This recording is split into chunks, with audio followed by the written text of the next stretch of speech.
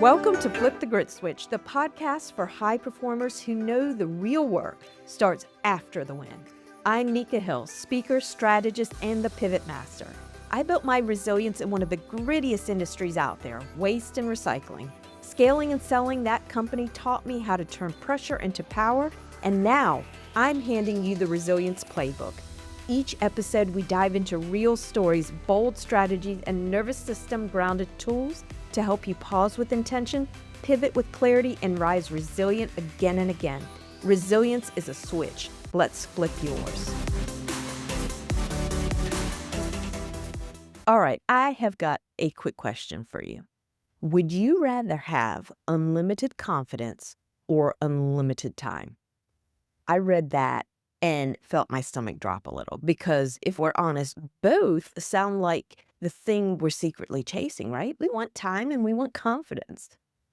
But neither is infinite. They're currencies and we keep trying to print more of them. And the more I thought about it, the more I realized it's not really a would you rather question.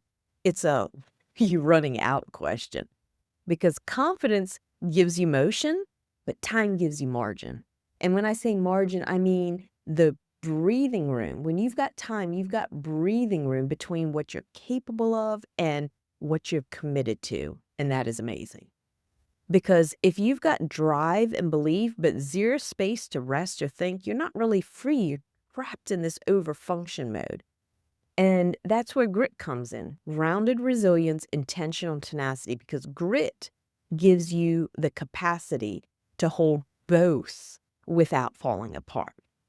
And that's why I love talking about grit and flipping the grit switch, because most people don't actually run out of time or confidence. They run out of the capacity, that space where their belief meets their bandwidth and they can handle it all without burning out. So if you've ever said, I just need more time, or I wish I felt more confident, this one is for you because what you need is capacity. So I want to tell you about my struggle with capacity. Back when we were scaling the garbage business, I lived by the clock. Every minute was monetized. I used to tell myself, if I just had more time, I could X, Y, Z. I wanted to do it all. And I would go in early, I'd stay late, I worked weekends, and it looked like I was winning, but it what? Because that piece was missing, right? And one Saturday morning, I was posting customer checks and cutting vendor payments. I used to post the checks on Saturday so we didn't have to bring someone in, and I cut the vendor payments because that's when I could really concentrate and not make any mistakes. And I realized I had managed everything except myself.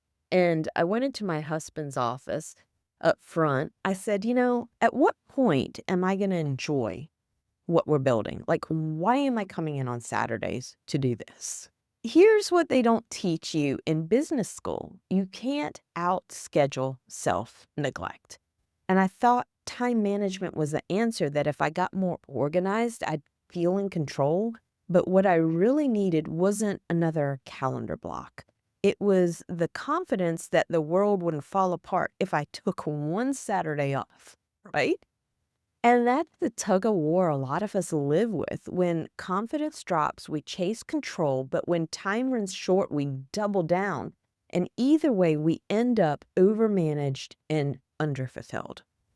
My husband used to say, if something happens, they'll step right over you and keep the trucks running. And he was right. I didn't need more time. I needed more capacity. I needed the ability to handle what mattered without losing myself in the middle of it. Because like he said, at the end of the day, the trucks were going to keep running whether I was there on Saturday morning or Monday night. So picture one of those old school balance scales. On one side, you've got confidence, the belief that you can hold. On the other, you've got time, the bandwidth you can manage. And right in the middle, holding the weight, that's grit. Grounded resilience, intentional tenacity. It's what absorbs the load when life tilts one way or the other. The stabilizer that keeps both sides moving without snapping.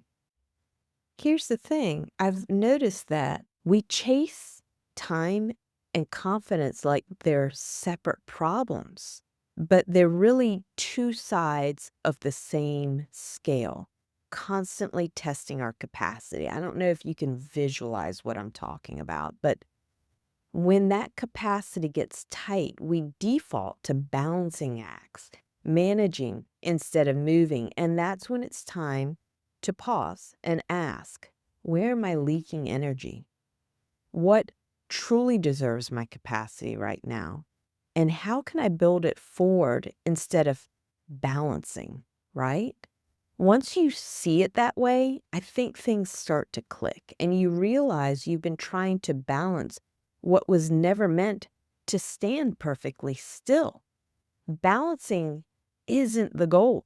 Rhythm is being able to go back and forth gently between one and the other. You finally get it level, and then life jumps on the other side, and you're back at the other end, right? So it's not about keeping things even. It's about knowing when to lean in, when to breathe out, when to let one part rise so the other can rest.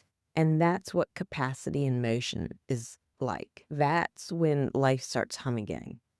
And that same Saturday, I tried something different. I shut the laptop down at noon. 5 seconds in, I hated it. My brain said, you could get so much done right now. The office is quiet. But 1 minute in, something shifted. And that was an apostrophe moment, the pause before the pivot, because stillness didn't slow me down. It reset me. It made me ask, what is worth my minutes right now? And the question recalibrated the scale. So that's the line between productivity and presence, between being time rich and life poor. And once I felt that kind of clarity, I wanted more. And I can tell you, the Saturdays weren't the same from that point forward. I want to give you a grit switch activation today. 2 questions.